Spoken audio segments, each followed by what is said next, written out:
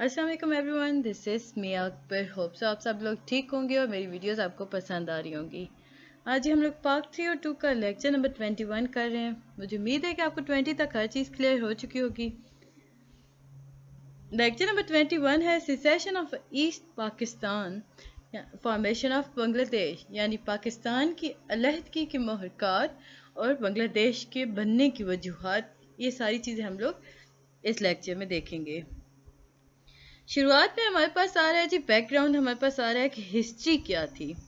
हम जब देखते हैं हिस्ट्री को तो हमें बहुत सारे ऐसे फैक्टर्स नज़र आते हैं जिनकी बेस पर हम कह सकते हैं कि अगर बरसगीर की हिस्ट्री देखें ना, तो हमने देखा कि आर्यंस आए बरसगीर के अंदर, उन्होंने संस्कृत अपने साथ लाई लैंग्वेज एज ए लैंग्वेज।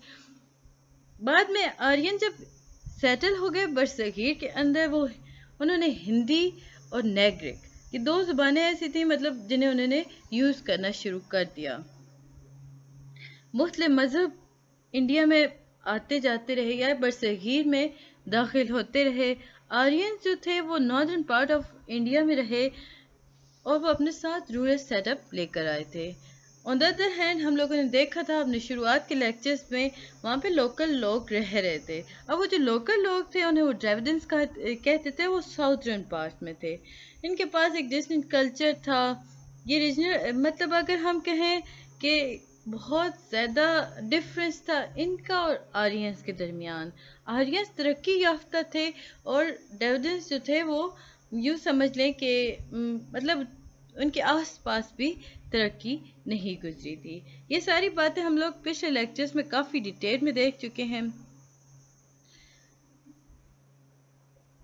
अब हम चलते हैं ना जब बंगाल की तरफ, तो हम देखते हैं बंगाल का बैकड्रॉप क्या है।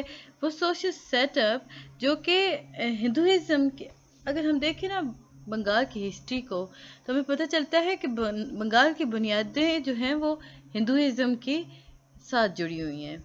अब यही बात हमें यहाँ बताई गई थी कि retain rooted in Hinduism while. अब हुआ क्या कि जब इस्लाम आया, हिंदू ही थे पहले बंगाल में, वो सारे के सारे उनका मज़हब हिंदुइज़्म था। बरसगीर के अंदर इस्लाम दाखिल हुआ तो बंगाल के रहने वाले लोगों ने इस्लाम कबूल कर लिया। सोशल स्ट्रक्चर्स के बारे में अगर हम बात करते हैं तो वो इस्लाम तो कबूल कर लिया, लेकिन उनकी बहुत सारी रस्मात, उनका दिल जो था वो हिंदुओं के साथ जुड़ा हुआ था। बंगाली जो लैंग्वेज है वो वहाँ के रहने वाले लोगों के लिए काफ़ी इम्पोर्टेंट है। वो इमोशनली उसके साथ अटैच हैं। अब यहाँ पे एक हिंदू पोइट हैं जी, रविंद्रनाथ टैगोर। ये एक रिनाउंड हिंदू पोइट हैं, इनके पास नोबेल प्राइज़ भी है। ये इन्होंने बताया था कि जो बंगालीज हैं ना वो या मैं अगर आपको इसे बहुत सिंपल कर दूं कि आपको कहूँ कि टू द पॉइंट हम बात करते हैं, तो हमें पता ये चला कि जो बंगाल थे ना, बंगाल के जो रूट हैं वो हिंदुइज़्म के अंदर हैं। क्योंकि बंगाली जो थे वो पहले हिंदू हुआ करते थे। इस्लाम जब बरसगीर में दाखिल हुआ तो वो उससे मुतासिर हुए, उन्होंने इस्लाम कबूल कर तो लिया, लेकिन वो दिल से जो मानते थे ना वो हिंदुओं ही को मानते थे। उन्हें अपनी ज़ुबान जो थी वो बहुत पसंद थी, वो उसके साथ इमोशनली अटैच हैं बंगाली जो हैं वो अपनी ज़ुबान के साथ। यहाँ पे हमें एक बात पता चलती है कि बीइंग अ मुस्लिम, अगर बरसगीर के मुसलमानों की बात की जाए ना, तो इल्लामा इकबाल हमारे लिए बहुत रिलीजियस पोइट हैं, बहुत इम्पोर्टेंट पोइट हम लोग कह सकते हैं कि वो बरसगीर के एक अजीम रहनुमा और मुसलमानों के आइडियल भी थे। बट यहाँ पे हम डिफरेंस देखते हैं तो बंगाली जो है वो हिंदू पोइट है जी, एक रविंद्रनाथ टैगोर। इससे जी वो कहते हैं कि वो इसे ज़्यादा इम्पोर्टेंस देते हैं बनिस्बत इल्लामा इकबाल के। बंगाली जो है वो एक और जी हिंदू के एक शख्सियत है जिसे वो अपना आइडियल मानते हैं, वो है सुभाष चंद्र बोस। अब सुभाष चंद्र बोस कौन थे? वो कांग्रेस के मेंबर थे, इंडियन नेशनल कांग्रेस के मेंबर थे, और उन्होंने रिज़ाइन कर दिया था। जब बात हुई थी ना कि बंगाल को हम तकसीम कर देंगे, यानी पाकिस्तान के साथ मिला देंगे बंगाल को, तो वो उन्होंने रिज़ाइन कर दिया था। उन्होंने कहा था कि नहीं जी, बंगाल को तो होना ही नहीं चाहिए तकसीम, बंगाल को एक रहना चाहिए। इस बेस पर उन्होंने रिज़ाइन किया और वो बंगालियों की नज़र में बहुत महान बन गए।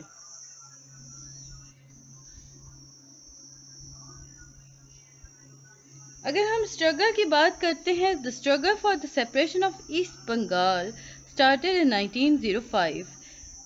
اب اگر ہم دیکھتے ہیں تو ہمیں پتہ چلتا ہے کہ 1905 میں ایسٹ بنگال کے اندر مطلب ایک بغاوت پھوٹ پڑی تھی، وہ الگ ہونا چاہ رہے تھے because of administrative issues, but اسے کینسل کر دیا گیا تھا 1911 میں. آفٹر 1935 حسین شہید سہروردی جو کہ بعد میں پاکستان کے پرائم منسٹر بنے، انہوں نے کافی کروشل رول پلے کیا تھا عوامی لیگ کو بنانے میں. یہ ان کا آئیڈیا تھا کہ بنگال کو نا گریٹر بنگال ہونا چاہیے، اس میں میجر پولیٹیکل لیڈرز ہیں، مطلب وہ سمجھتے تھے کہ بنگال ہی سے میجر پولیٹیکل لیڈرز نکلے ہیں، سو اسے ایک عظیم بنگال بنا لینا چاہیے. یہاں پہ ہمیں بتایا جا رہا ہے کہ ایکسیپٹ نہرو، یعنی کہ نہرو کے علاوہ جتنے بھی رہنما انڈیا کے اندر آئے وہ بنگال ہی سے آئے تھے. سہروردی جو تھے وہ مسلم لیڈر تو تھے، انہوں نے مسلم لیگ کے بعد میں انہوں نے مسلم لیگ کے پلیٹ فارم سے الیکشن بھی لڑا، لیکن وہ جو تھے نا وہ بات کیا کرتے تھے سیپریشن، یعنی کہ وہ بات کر رہے تھے اپنی، انہوں نے عوامی لیگ بنا لی تھی، اس میں انہوں نے اس پوائنٹ کو اجاگر کیا کہ ہمیں اسلام کے نام پر دو ملک بنانے چاہیے، ایک بنگال ہونا چاہیے، ایک پاکستان ہونا چاہیے. سو یہ ہمارے پاس کروشل رولز آ گئے. اگر آپ کے پاس کویشچن آتا ہے تو آپ کو اب پتہ ہوگا کہ کس کس نے کیا کیا رول پلے کیا تھا. اب ہم دیکھتے ہیں reason behind secession of East Pakistan. جب پاکستان بن گیا، ماس مائگریشن شروع ہو گئی اتر پردیش اور بہار سے، اور یہ لوگ آ کے رہنا شروع ہو گئے بنگلہ دیش کے اندر. اب جو انٹریکشن ہوا ڈفرینٹ کلچرز کا، specially in term of clothing and food, تو یہاں پہ ہمارے پاس آتا ہے مطلب انہوں نے بلینڈ کرنا، مطلب اگر وہ ساتھ رہ رہے تھے وہ بلینڈ کر سکتے تھے، لیکن انہوں نے اپنے مذہب، اپنی روایات، اپنے طریقوں کو بنگالیوں کے ساتھ بلینڈ نہیں کیا. اب یہاں بتاتے ہیں کہ بنگالی جو ہیں وہ مچھلی کھانا پسند کرتے ہیں، رائس کھانا پسند کرتے ہیں، نٹس کھانا پسند کرتے ہیں، لیکن جو بہار سے لوگ آئے تھے نا وہ اتنا زیادہ مطلب اکسٹم ٹو رائس، وہ رائس کھاتے تھے، بریڈ کھاتے تھے، ویجیٹیبل اور میٹ. اب یہ اس وجہ سے تھا کہ مسلم کلچر کا امپیکٹ بہار پہ بہت زیادہ تھا، اور اتر پردیش میں اگر ہم بات کرتے ہیں تو وہ اور ڈفرینٹ تھا. یعنی کہ کہا جا سکتا ہے کہ مسلمانوں کا اسلام کا امپیکٹ جو تھا نا وہ برصغیر پہ ہر ریجن میں ڈفرینٹ تھا. بنگالیوں کا اپنا تھا، اتر پردیش کے لوگ ڈفرینٹ ہوتے تھے، بہار کے الگ تھے، یعنی کہ وہ کھانے پینے رہن سہن کے معاملات میں ڈفرینٹ تھے. اب ہوا کیا، اب وہ لوگ آ تو گئے لیکن یہاں پہ ایک کنفلکٹ آ گیا ان دو گروپس کے اندر. بہار کلچر جو تھا اس نے کافی تیزی سے بڑھنا شروع کر دیا، لیکن بنگالی جو تھے وہ اسے اڈاپٹ نہیں کرنا چاہ رہے تھے. تو اس کا ریزلٹ کیا ہوا، کمپلیکس ریلیشن شپ سٹارٹ ہو گئے. بنگالی جو تھے وہ خود کو مطلب انفیریئر سمجھنے لگے، ان کے پاس ان کی جو ایگریکلچر اکانومی تھی وہ ڈیزاسٹر کی طرف جانے لگی. بنگالی جو پاپولیشن تھی وہ انکریز ہونا شروع ہو گئی تھی ڈیو ٹو مائگریشن، کیونکہ میس مائگریشن ہو رہی تھی نا. Further impacting their economy and exacerbating the complex relationship between different groups, language become a significant issue. کہا یہ گیا کہ دیکھیں جی جب اتنے زیادہ پرابلم آ رہے تھے نا تو اس میں ایک سب سے بڑا پرابلم زبان کا تھا. پاکستان بننے کے بعد زبان نے بہت زیادہ مطلب پرابلمس کریٹ کرنا شروع کر دی تھی. بنگالی اب پاکستان جب بن گیا پرابلمس کریٹ ہونا شروع ہو چکی تھی، تو پاکستان نے کیا کیا، پاکستان نے کہا ٹھیک ہے جی بنگال کے اندر ہم بنگالی کو تو رکھیں گے لیکن آپ کو ساتھ ساتھ نیشنل لینگویج کے لیے اردو کو یوز کرنا ہوگا. اب یہ جو پرابلم آیا نا بنگالیوں، بنگالی جو تھے وہ سیلف سینٹرڈ لوگ تھے، وہ اپنے علاوہ کسی کے بارے میں نہیں سوچ رہے تھے. تو وہ ایک اس ساری صورتحال کو دیکھتے ایک پارٹی مطلب ظہور میں آنے لگی یا سامنے آنے لگی، عوامی لیگ. اب وہ عوامی لیگ جو تھی وہ اس میں بنگال میں تھی اور وہ ٹکر کی تھی مسلم لیگ کی، یعنی مسلم لیگ ایسٹ میں آ رہا تھا اور ویسٹ میں ہمارے پاس عوامی لیگ آ رہی تھی. مجیب الرحمان، اب یہ ساری باتیں ہو رہی ہیں، ہم لوگ نے مجیب الرحمان کا قصہ بھی پڑھا تھا کہ اس نے کیا کیا تھا، کیسے پوائنٹس دیے تھے. یہی بات ہمیں یہاں بتاتے ہیں کہ مجیب الرحمان نے 6 پوائنٹس دیے تھے، فارمولہ دیا تھا ایوب خان کے دور میں، اور الیکشن کو اس نے، جب الیکشن ہوئے تو اسے میجورٹی بھی مل گئی۔ اس سے پاکستان جو تھا نا تھوڑا مزید پرابلم میں آ گیا، سول وار سٹارٹ ہو گئی۔ پورے ریزن ہم دیکھ چکے ہیں، مجھے امید ہے کہ آپ کو یاد ہوں گے۔ انڈیا بھی گھس چکا تھا بنگال کے اندر، تو پاکستان کے اندر بہت پرابلم آ رہی تھی۔ کنکلوژن میں اگر ہم دیکھتے ہیں تو ایسٹ پاکستان جو ہے نا، اگر ہم دیکھیں نا، الگ کرنے کا جو ڈیسیژن تھا نا، اس پہ بہت زیادہ پولیٹیکل ڈیسیژنس کا بھی عمل دخل تھا۔ لیکن اگر ہم ہسٹری میں دیکھیں تو ہمیں پتہ چلتا ہے کہ بنگالی شروع سے الگ اسٹیٹ چاہتے تھے، اور اس سارے پروسیس میں ہندوازم نے کافی امپورٹنٹ رول پلے کیا تھا۔ ہندوؤں نے مل کر پاکستان سے الگ کر دیا اس کا ایک حصہ، اور اسے اپنے کنٹرول میں لے آئے۔ تو یہ تھا جی لیکچر نمبر 21۔ جلدی سے ہم لیکچر نمبر 22 دیکھ لیتے ہیں۔ مجھے امید ہے کہ آپ کو لیکچر سمجھ آ رہا ہوگا۔ کائنڈلی گائز میرے چینل کو لائک اور سبسکرائب ضرور کر دیں۔ جو لوگ نئے آئے ہیں وہ لازمی سبسکرائب کریں، اور جو پرانے ہیں تو پلیز پلیز پلیز آپ لوگ بھی کر دیں اگر آپ لوگوں نے نہیں کیا تو۔ دیکھیں میں آپ کے لیے اتنی محنت کر رہی ہوں، تو ان ریٹرن تھوڑا سا تو مجھے ریوارڈ مل سکتا ہے نا، آپ لوگ دے سکتے ہو نا، کہ آپ میری ویڈیو کو لائک کر دو، بیل آئیکن کو پریس کر دو، اور میرے چینل کو سبسکرائب کر دو۔ ایڈوینٹ آف ضیاء الحق ذوالفقار علی بھٹو۔ اب میں ضیاء الحق پڑھ رہی تھی تو میرے پاس ضیاء الحق ہی آ رہا تھا، ذوالفقار علی بھٹو۔ اب ہم بھٹو کے بارے میں پڑھیں گے کہ بھٹو کون تھے، انہوں نے کیا کیا کام کیے تھے۔ سب سے پہلے ہم انٹرو دیکھ لیتے ہیں۔ ذوالفقار علی بھٹو یعنی زیڈ اے بھٹو جو تھے، وہ پرومیننٹ فگر تھے پاکستانی پالیٹکس کے اندر۔ مطلب بھٹو نے اپنی تعلیم جو تھی وہ ابراڈ سے حاصل کی تھی۔ سندھ کے ایک امیر خاندان سے آپ کا تعلق تھا۔ آپ کے جو فادر تھے وہ شاہ نواز، انہوں نے as a prime minister of Junagadh state کے طور پر فرائض انجام دیے تھے۔ وہیں پر کام کرتے ہوئے انہیں سر کا ٹائٹل ملا تھا فرام دا برٹش گورنمنٹ۔ اب یہ جو برٹش گورنمنٹ انہیں ٹائٹل دیا تھا because of due to his intelligence, یعنی کہ ہمیں یہاں تک تو پتہ چلا کہ ذوالفقار علی بھٹو جو ہیں پاکستانی پالیٹکس کے پرومیننٹ فگر ہیں۔ انہوں نے باہر سے تعلیم حاصل کی، وہ امیر خاندان سے تھے۔ آپ کے جو فادر تھے وہ شاہ نواز ان کا نام تھا، انہوں نے prime minister of the Junagadh state کے طور پر خدمات انجام دی تھیں۔ انہیں وہاں سے سر کا ٹائٹل ملا تھا، برٹش گورنمنٹ نے دیا تھا because of his intelligence. Zulfikar Ali Bhutto known for his intellect was a landlord in the Sindh province with extensive land holding۔ Zulfikar Ali Bhutto جو تھے وہ زمیندار خاندان سے تھے، یعنی کہ وہ لینڈ لارڈ تھے، ان کے پاس کافی زیادہ زمین تھی۔ known for his despite spending a significant amount of time in Britain۔ اذان ہو جائے پھر ہم بات کر لیتے ہیں۔ اب کیونکہ یہ رک نہیں سکتا تو آپ کو سننی پڑے گی تھوڑی سی۔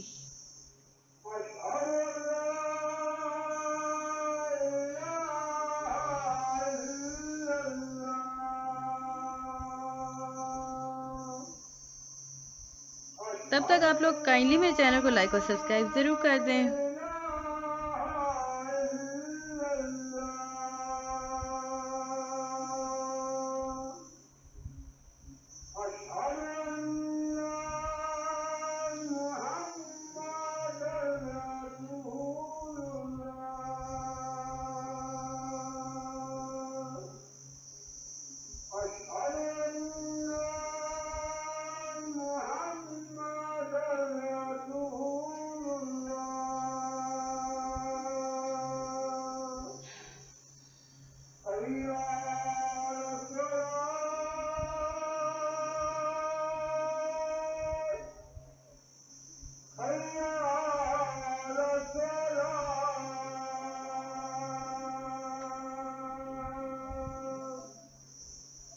اچھا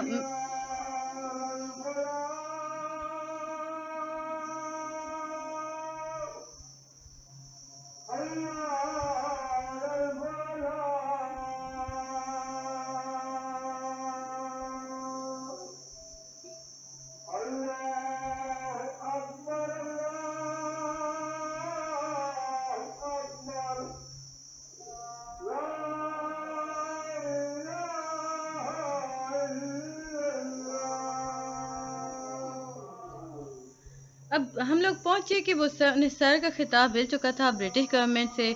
ذوالفقار علی بھٹو جو تھے وہ لینڈ لارڈ تھے، ان کے پاس کافی ساری زمین تھی جو کہ سندھ میں موجود تھی.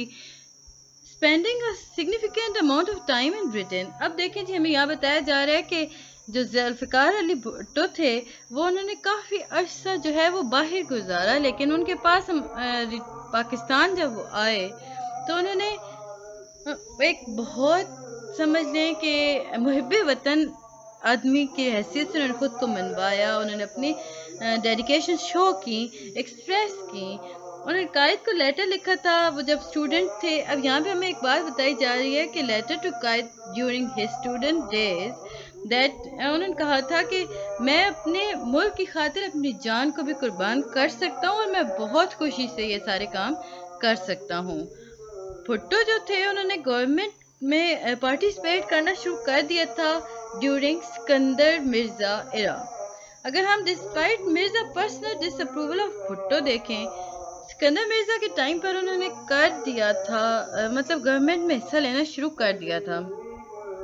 لیکن یہ وہ مقام ہے جب مرزا نے نا سکندر مرزا نے بھٹو کو ڈس اپروو کر دیا.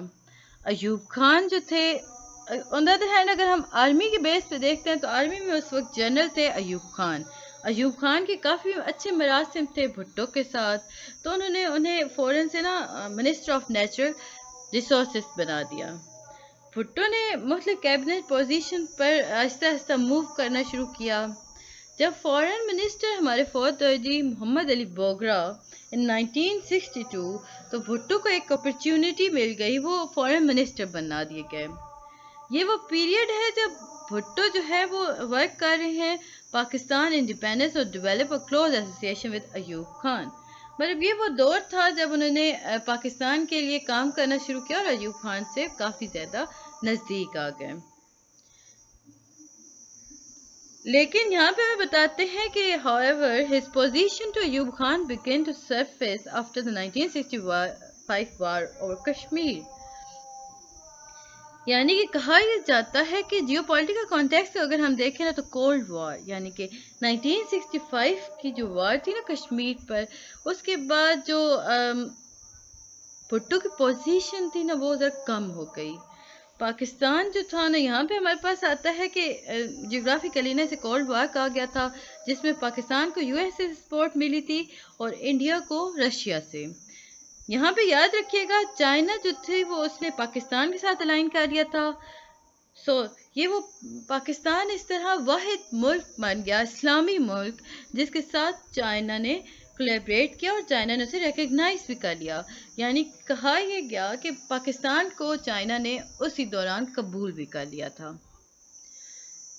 رشیا جو ہے وہ پاکستان اور انڈیا کو تاشکند کے مقام پر لے آیا اور وہاں پر آ کر اس نے ڈکلیئر کر دیا، یعنی کہ ایک کہہ لیں کہ تاشکند کے مقام تک انڈیا آ تو گیا رشیا کے بیس پر نا. لیکن ہم یہاں دیکھتے ہیں کہ پاکستان جو تھا انہوں نے تاشکند معاہدہ کیا اور یہ معاہدہ پاکستان کے لیے کافی بڑا سیٹ بیک رہا. بھٹو جو تھے انہوں نے اب ایوب خان کی نظر میں تو وہ بہت مطلب وہ ویلیو ان کی نہیں رہی تھی نا، سو بھٹو نے خود کو دور کر لیا ایوب خان سے. اس طرح انہوں نے اپنی ایک نئی پارٹی بنائی جسے انہوں نے کہا جی پاکستان پیپلز پارٹی. آگے چلتے ہیں تو ہمیں بتاتے ہیں کہ ان کے پاس کوالٹیز تھیں کہ وہ ایونٹ میکنگ بھی تھے، ایونٹ فل مین بھی تھے، یعنی کہ وہ جلسے کر بھی سکتے تھے اور جلسوں کو عروج پہ لے جا بھی سکتے تھے. اگر آپ لوگ پرانی ہسٹری میں جا کے ویڈیوز دیکھیں نا تو آپ کو نظر آئے گا کہ بھٹو جب بھی اسپیچ کرتے تھے دیر از اے ہیوج کراؤڈ، اور ہر ایک انسان کے مطلب جس طرح آج اگر ہم کہیں کہ عمران خان جیسے دلوں پہ راج کر رہا ہے تو ویسے ہی بھٹو بھی اس وقت کیا کرتے تھے. یہاں پہ ہمیں بتاتے ہیں کہ جو ان کی موو ہوا کرتی تھی نا مختلف وہ ڈیسیژنز جو لیتے تھے وہ کافی سگنیفیکینٹ ہوتے تھے. فار ایگزامپل جو انہوں نے ایوب خان کے اگینسٹ ہو کے جو اپوزیشن کریٹ کی نا وہ اس نے کافی زیادہ ان کی ہیلپ کی انہیں مزید مشہور کرنے میں. جنرل الیکشنز کے بارے میں بات کی جائے یہ ہم بہت ڈیٹیل میں دیکھ چکے ہیں. انڈو پاک وار کے اندر ہمارے پاس جی آتا ہے امپورٹنٹ. اب پاکستان بیچارہ کچھ سنبھل رہا تھا، آہستہ آہستہ ٹھیک ہو رہا تھا.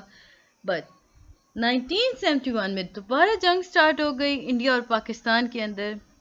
1965 کا بھی کانفلکٹ کا درد ختم نہیں ہوا تھا, لیکن it was not centered on Kashmir but rather focused on Bangladesh, independence of Bangladesh.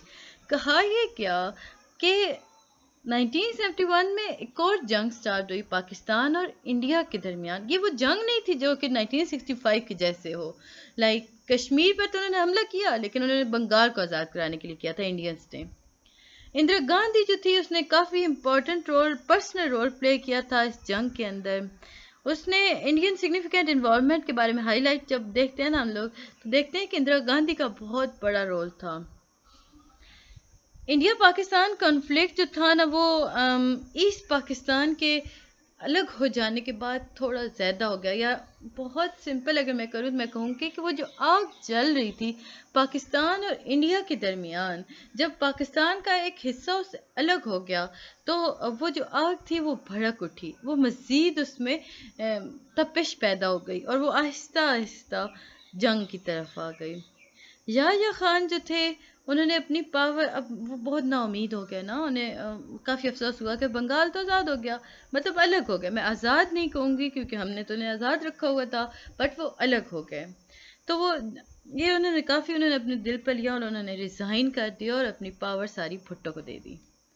Bhutto جو تھے انہوں نے جلدی خوشی خوشی پاور لے لی اور جنرل ہیڈ کوارٹر GHQ کے پاس مطلب in short that approval of the general headquarter which was not granted. اب ہوا کیا, بھٹو نے پاور لے تو لی, بھٹو نے سمجھا کہ GHQ سے انہیں اپروول مل چکا ہے, بٹ ایسا نہیں ہوا تھا. سو Bhutto assumed the role of civilian chief marshal law administrator. یاد رکھیں بھٹو کو ہم کہتے ہیں کہ وہ civilian chief martial law administrator تھے. یحییٰ خان تھا, اس نے پریزیڈنسی کو ہولڈ کر لیا, کیا ہوا تھا, بادشاہت تھی, ماشاء اللہ لگا ہوا تھا. تو اس دوران الگ ہو گیا بنگلہ دیش, تو وہ بہت نا امید ہو گیا. اس نے اپنی پاور ساری بھٹو کو دے دی. بھٹو خوش ہوا, بھٹو نے سمجھا کہ میں تو یہ مجھے GHQ سے ملی ہے, تو سو ہم ماشاء اللہ کو کنٹینیو کر سکتے ہیں. بٹ لیٹر آن اسے پتہ چلا کہ ماشاء اللہ تو کنٹینیو نہیں ہو سکتا اس طرح, کیونکہ آرمی اس کے بیک پہ نہیں ہے. سو وہ پہلے سویلین چیف مارشل بن گئے جی. اب بھٹو ریفارمز دیکھتے ہیں. بھٹو نے کافی امپلیمنٹ کی جی series of reform during his tenure, including restriction on prominent industries from existing the country, exciting the country.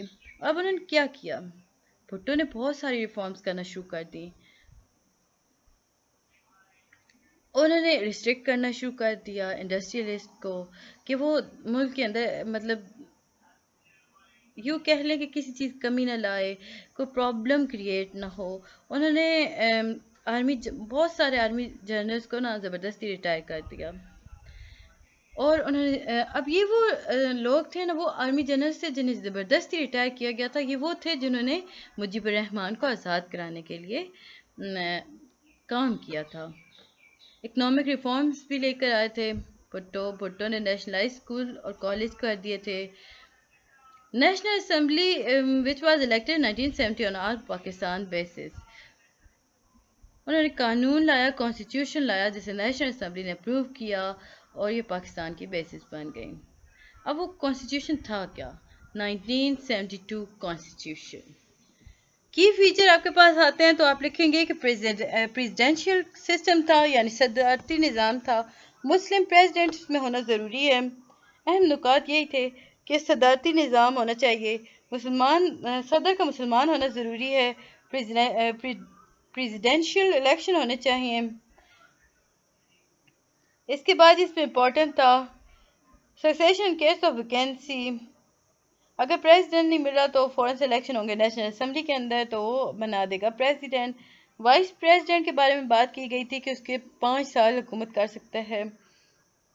اس طرح باقی پوائنٹس ہیں, باقی آپ لوگ 4-5 یاد کر لو, بہت ہوتے ہیں, یہاں تو بہت سارے آپ کے پاس ہیں نا, تو یہ آپ کے لیے آسانی کے لیے. جوڈیشری کے بارے میں آپ کر لو کہ جوڈیشری کو بھی کافی مضبوط کر دیا گیا تھا. تو یہ تھا جی لیکچر نمبر 22. مجھے امید ہے کہ آپ کو پسند آیا ہوگا. ملتے ہیں نیکسٹ ویڈیو میں, تب تک کے لیے اللہ حافظ.